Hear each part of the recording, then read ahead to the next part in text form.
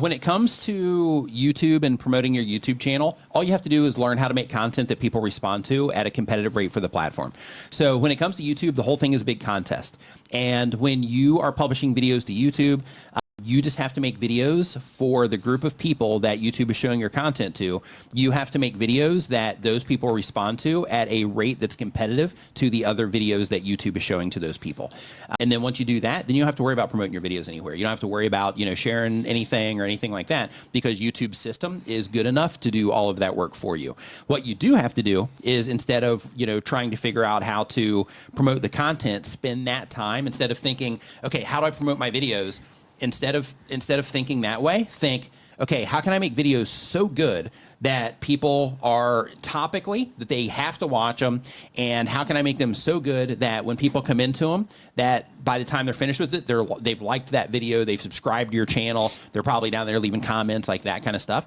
You got to learn how to do that. Unfortunately, fortunately and unfortunately at the same time, because it is so competitive, you have to, learn how to do all of that stuff and get your content to that particular level. That's why YouTube gives us our stats inside of our YouTube Creator Studio, so that we can learn how people are responding to our videos, so we can make changes, and so we can lean into the things that work and lean out of the things that are not working.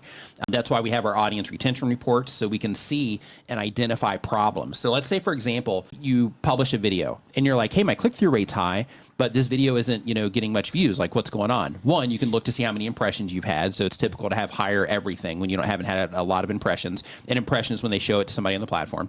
But if you're like, hey, my click-through rate seems okay, but my video is still not doing well, then you can go into your audience retention reports and you can see how people are responding there. And it could be that they're just leaving your videos quickly.